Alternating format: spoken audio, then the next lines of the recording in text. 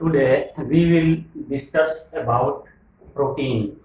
आज हम लोग देखेंगे प्रोटीन के बारे में, हम स्टडी करेंगे. And we know that the biochemistry is a branch of life science in which we study about the biomolecules. पहले हम लोगों ने देखा था बायोमोलेक्यूल्स के बारे में, इसका डिफिनीशन भी हम लोगों ने देखा था बायोकेमिस्ट्री का, और बायोकेमिस्ट्री में हम लोगों ने पढ़ा था कि बायोकेमिस्ट्री में हम स्टडी करते हैं बायोमोलेक्यूल्स का. और biomolecules are carbohydrate, protein, lipid, enzyme, nucleic acid, vitamins, etc. तो बायोकेमिस्ट्री में हम स्टडी करते हैं कार्बोहाइड्रेट का, protein, lipid, enzyme, nucleic acid का. तो यहाँ हम लोग पढ़ेंगे सेकेंड जो मोस्ट इंपॉर्टेंट चैप्टर है बायोकेमिस्ट्री का, वो है प्रोटीन. तो अब हम यहाँ देखेंगे, पढ़ेंगे प्रोटीन के बारे में. प्रोटीन को बोला जाता है, या पिछले क्लास में भी हम लोगों ने पढ़ा था कि प्रोटीन का हम लोगों ने डिफिनीशन देखा था कि proteins are polymer of amino acid.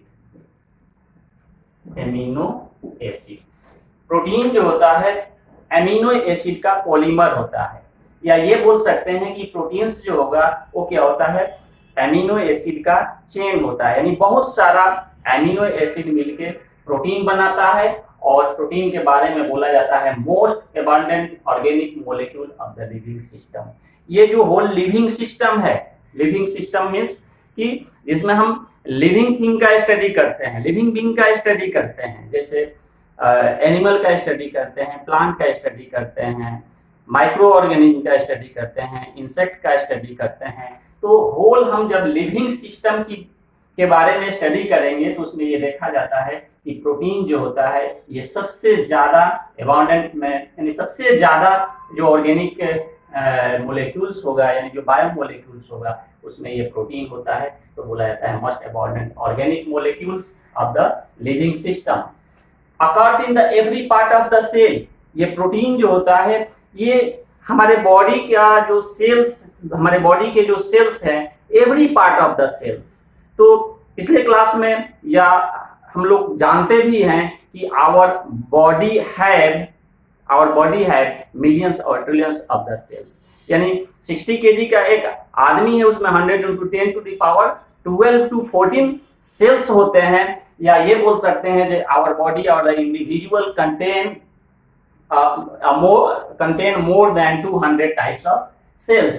तो ये प्रोटीन जो होता है occurs in the every part of the cells. Every part of the cells का मतलब कि हम लोग जानते भी हैं और पढ़े भी पिछले क्लास में कि ये सेल है, और ये सेल में न्यूक्लियस होता है, और इसमें क्या होता है, ये प्रोटोप्लाज्म है, और ये न्यूक्लियर मेम्ब्रेन और सेल मेम्ब्रेन के बीच में जो प्रोटोप्लाज्म होगा उसको साइटोप्लाज्म बोलते हैं, और न्यूक्लियस में जो प्रोटोप्लाज्म होगा उसको न्यूक्लियोप्लाज्म बोला जाता है.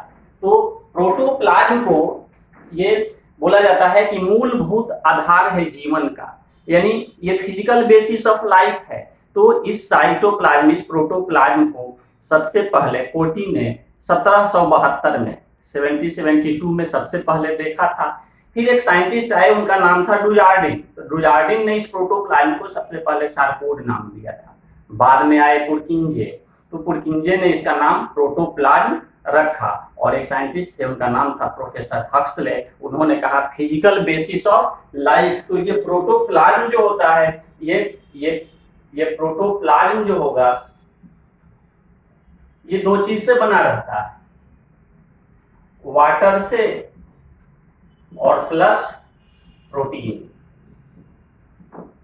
तो अगर सेल का ये जब स्ट्रक्चर हम देखते हैं तो ये प्रोटोप्लाज्म जो है फिजिकल बेसिस ऑफ लाइफ. और पिछले क्लास में हम लोगों ने पढ़ा भी था कि हमारे बॉडी में जितने भी मेटाबॉलिज्म होता है, या हमारे सेल में जितने भी रिएक्शंस होता है, वो होता है प्रोटोप्लाज्म में होता है. और ये वाटर जो होता है ये प्रोटोप्लाज्म में 80% होता है, और 20% प्रोटीन होता है.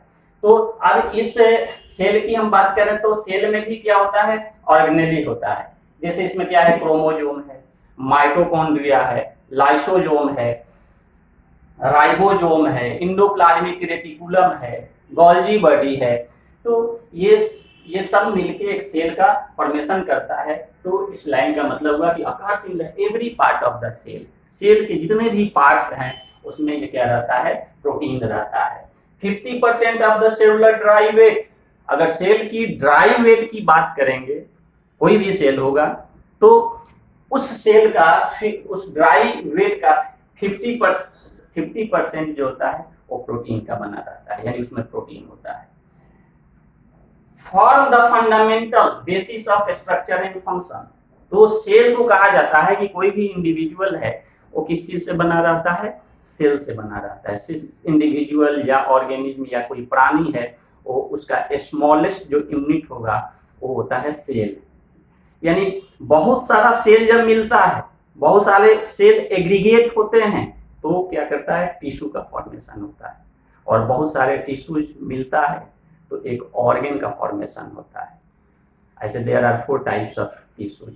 पहला जो होता है epithelial tissue, connective tissue, muscular tissue और नर्वस टिश्यू। तो बहुत सारे टिश्यू जब मिलते हैं तो ऑर्गन बनता है, ऑर्गन से ऑर्गन सिस्टम बनता है, जैसे digestive system, reproductive system, excretory system. और ये सारे जब ऑर्गन सिस्टम्स जब मिलता है तो एक ऑर्गेनिज्म का निर्माण होता है, एक इंडिविजुअल, एक प्राणी बनता है।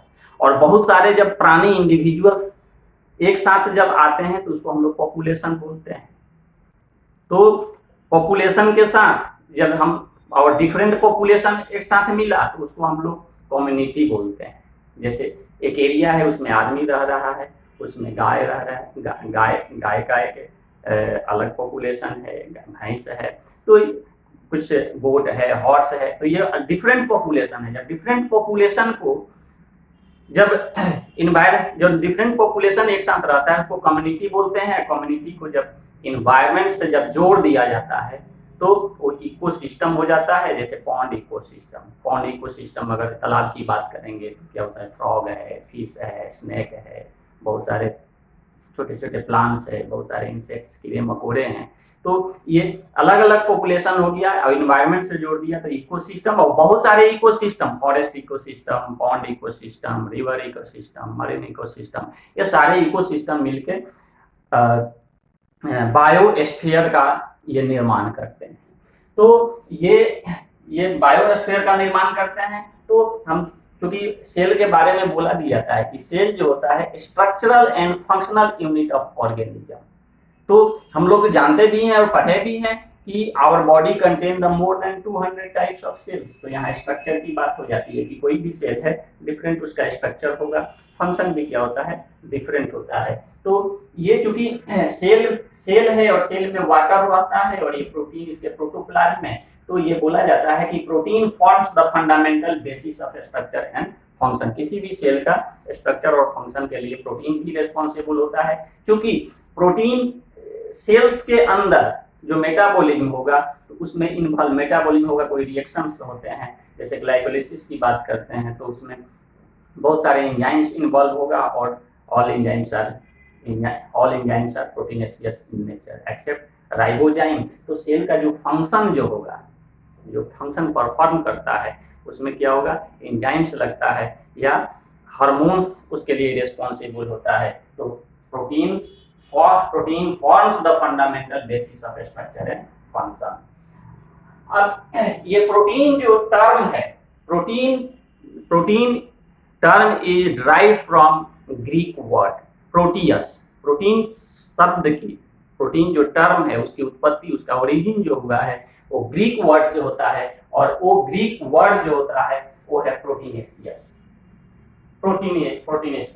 तो प्रोटीनियस मीन्स होता है होल्डिंग द फर्स्ट प्लेस। और ये टर्म जो है जो सजेस्ट किया था, जिसका ये प्रोटीन है, प्रोटीन टर्म बोल सकते हैं, protein term given by the Berzelius.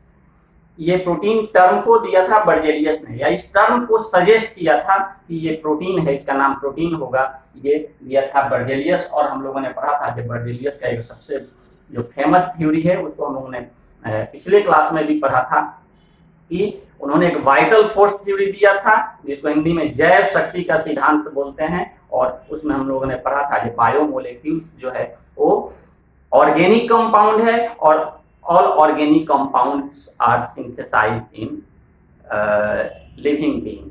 जितने भी ऑर्गेनिक कंपाउंड्स होंगे वो कहाँ सिंथेसाइज होंगे, लिविंग बीइंग में, एनिमल में या प्लांट में या माइक्रो ऑर्गेनिज्म में सिंथेसाइज होगा, और उसको जो है और वो ऑर्गेनिक जो कंपाउंड्स होगा, जो बायोमोलिक्यूल्स होगा, can't be synthesised in lab. Lab में उसको सिंथेसाइज नहीं किया जा सकता है। ये बर्जेलियस का एक बहुत बड़ा, बहुत फेमस थ्योरी था। और ये बर्जेलियस जो थे स्वीडिश केमिस्ट थे। और एक टर्म आता है प्रोटियोमिक्स। प्रोटियोमिक्स जो एक टर्म आता है, प्रोटियोमिक्स का मतलब होता है, proteomics is branch of life science in which we study about the whole protein.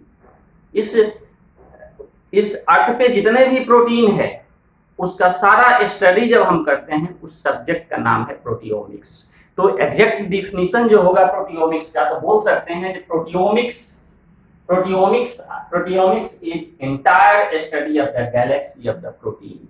यानी पूरे होल ऑर्गेनिज्म, और किसी ऑर्गेनिज्म जो इतने ट्रिलियंस और बिलियंस ऑफ सेल्स है, उसमें जितने प्रोटीन होगा, एंजाइम्स, हार्मोन्स, इतने प्लांट के स्पेसीज हैं, उसमें बहुत सारे प्रोटीन होता है।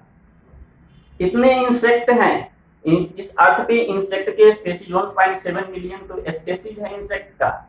उसके बाद माइक्रो ऑर्गेनिज्म, और ये सब में प्रोटीन होता है। और प्रोटीन का फंक्शन हम देखेंगे आगे कि what will be the function of protein. तो इंटायर प्रोटीन को हम लोग बोल सकते हैं गैलेक्सी ऑफ प्रोटीन। तो गैलेक्सी ऑफ प्रोटीन का स्टडी जिस सब्जेक्ट में हम करते हैं, उसके लिए एक नाम दिया गया है उस सब्जेक्ट का नाम है प्रोटियोमिक्स।